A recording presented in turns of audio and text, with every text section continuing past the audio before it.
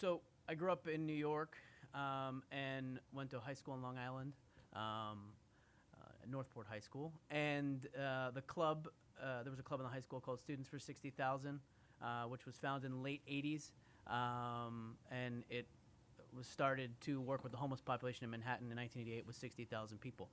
In 1992, my professor from high school, Pete White, brought the first group of students down in Nicaragua. He had gone in 1990 with his former faculty chairperson. And I got involved with the club as a sophomore in high school and wasn't able to travel either junior or senior year because I was abroad elsewhere. I went to Stonehill College, started in 95, and the summer between my first and second year, talked with Peter and sort of convinced him to run a summer trip. And on that trip, we built a school, and it sort of was a life-changing experience. So that trip was August of 96. 2 days later, I was back at Stonehill as an orientation leader and was talking to a bunch of my friends about my experiences in Nicaragua. They were like, well, we would love to do a trip like that here. And so from that first trip, I was able to work with Stonehill and form their alternative spring break program. And in February of 28th, 97, we took our first international alternative spring break trip. And that program now is entering its 20th year. And FNE actually is working with Stonehill as the liaison in Nicaragua. So I was involved in Nicaragua for a number of years until about 2002, 2003. I took some time off because I was involved with a bunch of different business ventures. And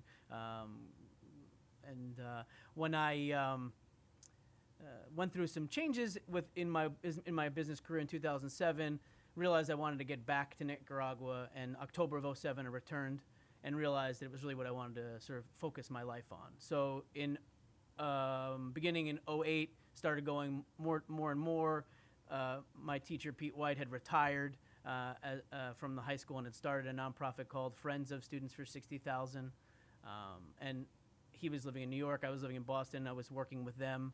And that kind of got a little bit complicated. So in 2011, we became a chapter of Friends of Students for 60,000 here in New England called Friends NE.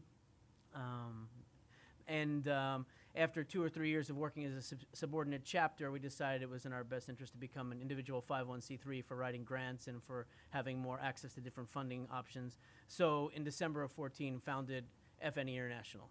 And FNE stands for Facilitate, Network, Empower. And we work predominantly in Nicaragua. We also do some work in Peru, and we have one project in expressive therapies in the Dominican Republic. I travel to Nicaragua every month. I spend about 220 days there.